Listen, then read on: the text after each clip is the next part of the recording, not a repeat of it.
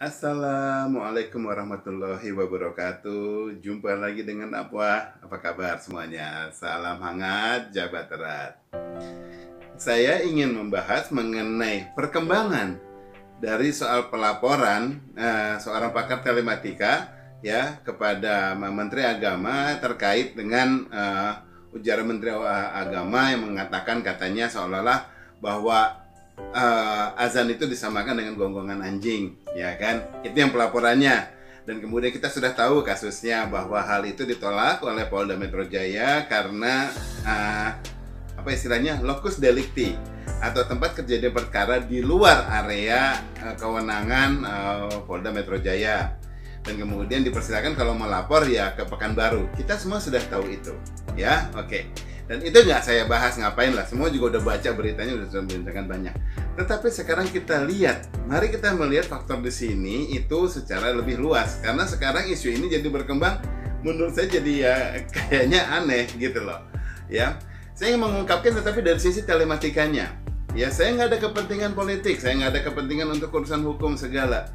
Anyway, yang orang yang saya bahas ini, gitu ya, Roy Suryo, itu kenal saya juga. Kita sama-sama orang telematika yang sudah sering menjadi saksi ahli selama belasan tahun terakhir ini, ya gitu loh. Ya, silahkan dihitung aja gitu loh.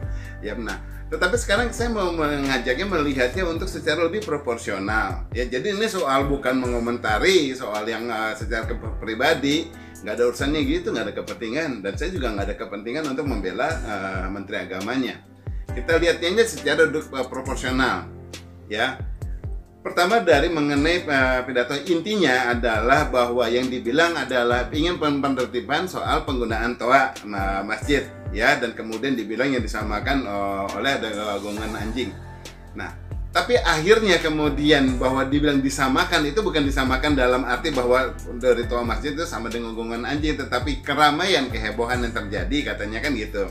Oke, geser ke sana. Ya, kita sisihkan ya di situ. Saya kasih lihat pandangan umumnya. Sekarang saat orang, misalnya saya kasih contoh, kalau umpamanya seorang kepala polisi ya yang memang berwenang di lalu lintas kan, misalnya kepala Ditlantas gitu mengatakan ingin membenahi penggunaan jalan raya ya karena sangat tidak baik, terlalu hingar-bingar, terlalu liar banget, kemudian ya tidak baik semuanya. Apakah itu berarti orang yang baik-baik, yang orang yang biasa normal menggunakan jalan raya, termasuk orang yang disebut oleh si Polda ini, yang Ditlantas ini, untuk ditertibkan? Loh, jalan raya itu ya penggunanya presiden juga lewat sana, menteri lewat sana, semuanya rumah sakit lewat sana, seorang sekolah lewat sana, semuanya lewat sana. Tetapi jangan salah, maling juga lewat sana, pelaku kriminal lewat sana, pengguna narkoba lewat jalan raya juga, motoran liar, balap motor liar lewat jalan raya juga, dan berbagai keliaran, berbagai kriminal juga penggunaan yang liar juga menggunakan jalan raya yang sama. So kalau kita lihat secara umum bahwa yang akan ditertibkan adalah penggunaan jalan raya, jangan berarti kita samakan kemudian berarti presiden juga pengguna jalan raya dianggap liar dong, ya nggak gitu kali, kan gitu. Secara telematika kita harus melihatnya, harus memilah berbagai hal yang terlalu fokus menjadi yang lebih proporsional di sisi telematikanya saja. Misalnya materi jangan dipotong dan kemudian lebih diulas, langsung mengutarakan di detik keberapa yang kejadian secara spesifik yang kedengarannya seperti apa, dan kemudian dibuktikan secara telematika betulkah hal itu yang diutarakan, betulkah dia mengutarakan itu, dan itu yang lebih diungkapkan. Saat seorang telematika lebih berpikir ke soal hukum, dia bukan orang telematika lagi menurut saya. Ibaratnya maksudnya kepentingannya udah bukan kepentingan telematika, tetapi mengangkatnya sebagai kasus hukum, isu hukum. Kalau udah hukum, mengingat yang bersangkutan pernah jadi orang partai, ya berarti ini urusan soal persaingan antar partai dong jadinya gitu kan. Asumsinya kan jadi bisa ke arah sana, ya. Nah, jadi itu udah jelas. Nah, silahkan diolah sama masyarakat. Saya nggak mau mengarahkan Anda untuk melakukan penilaian. Oke, itu soal ujarannya ya. Jadi, apakah benar kayak gitu pemikirannya dianggap sebagai bahwa azannya yang disamakan dengan keributan yang lain atau yang apa? Gitu loh. Sementara azan nggak disebut ya gitu kan. Dah, selesai. Ya. Kemudian berikutnya, bahwa sekarang mau ada tuntutan ya dari pihak tokoh Rio terkait kasus ini karena tokoh Rio-nya yang akan maju. Cuma lucunya ya, kemudian Roy Suryo ini akan diangkat menjadi saksi ahli untuk kasus itu. Ini saya jadi aneh, saya bilang, hei serius ya kayak gini, gitu loh.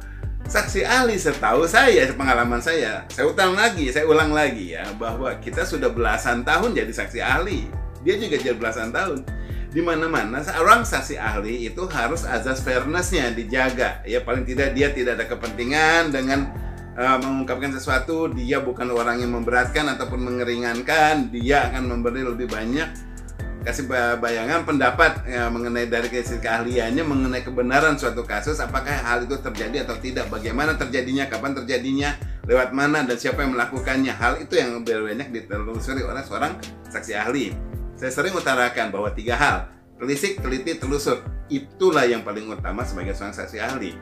Mengenai kebenaran ujarannya, kata-katanya, semuanya, materinya, dan asumsi dari kata-kata tersebut, itu bukan seorang telematika yang wajar untuk menilai. Saya pun sering saya bilang kemana-mana kan, tidak pernah seorang telematika itu mau terlibat soal mengenai arti dari suatu kata-kata.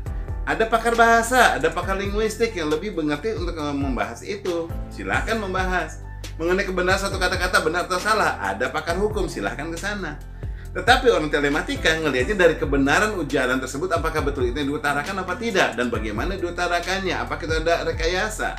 Hal-hal seperti itu yang harusnya sebagai orang telematika mengarah ke sana, gitu loh. Nah, kalau seorang sekarang saksi ahli sudah punya kepentingan di suatu area kepolisian yang lain juga ada kepentingan, kemudian sekarang berpindah ke sini dan jadi saksi ahli, masa ya kita mau tutup mata, wow dia adalah saksi ahli yang netral? Enggak lah. Nah, hal itu yang harus kita ngelihatnya lebih secara proporsional. Oke?